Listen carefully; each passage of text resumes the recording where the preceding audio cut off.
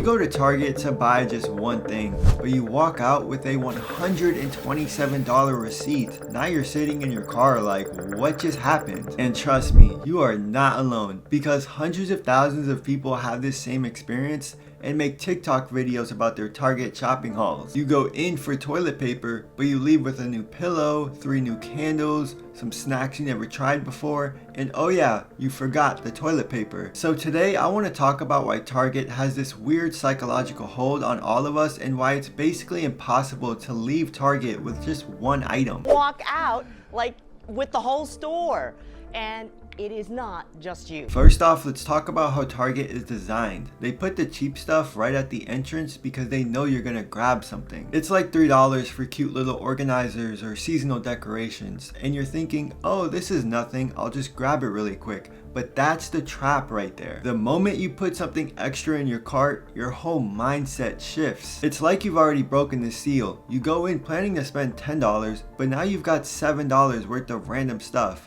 So what's another $20 item, right? It's this psychological thing that once you've bought more than you've planned, your brain literally just gives up trying to stick to the budget. And can we talk about their layout for a second? Whoever designed Target stores was either a genius or absolutely diabolical. You can never just walk straight to what you need. Even if you know where something is, they make you walk through like half the store just to get there. You needed a phone charger, which that would be in the electronics, but somehow you walk past the home goods, the clothing section, and the grocery area too. And each section is like its own little trap. You see a cute mug, or there's some shirt on clearance, or they have those sugar cookies not in the aisles where the food is, but the middle of the walking area where everyone has to walk past. It's like they studied human psychology and designed the stores to exploit every single weakness that we have, and let's be real, they definitely did. But here's the thing that gets me. Target makes you feel good about spending money compared to like Walmart, where you're just going there to buy the necessities.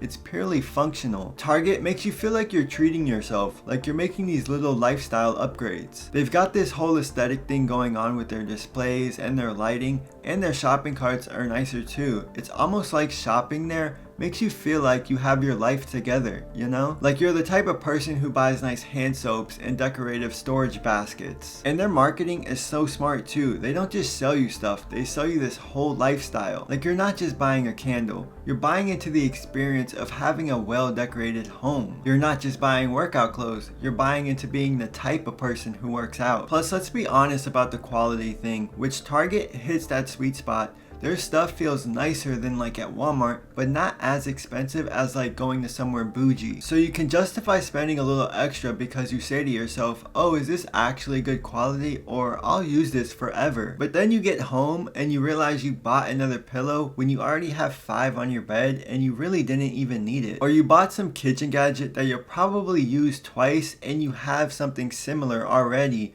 but in that moment, in that store, it makes sense to buy it. And don't even get me started on their collaborations. They've had collaborations with like Stanley, where people were camping out overnight for these cups, and then they would resell them for 2 times or 3 times the original price. But now in 2025, you can find all those cups for literally retail or even below it. And this isn't just with Stanley. They see the demand and hype of something and then they capitalize on it. And depending where you live, you may just have the smaller Target stores that have some grocery section, but there are some super Targets that have entire grocery sections inside of them, which is a whole other level of temptation, because now you're thinking, well, I need to eat dinner tonight, and now you're buying ingredients for an elaborate meal that you saw on TikTok that you'll probably never actually make. Their grocery section has the same vibe as the rest of the store too. It's not just regular groceries, it's curated ones. They've got all the fancy brands and organic options and specialty items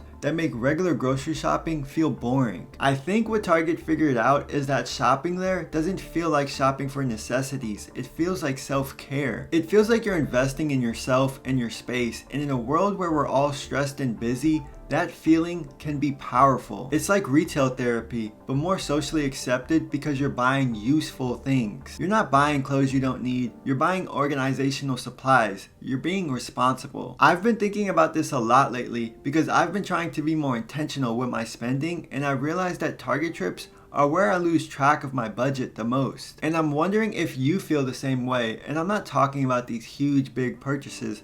I'm talking about the $5, $10, $15 ones that all add up quickly. So now when I go to places, I actually make a list on my notes app.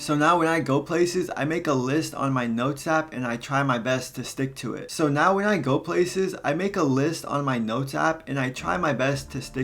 Which is also a good tip. Sometimes I'll set a spending limit before I even go in.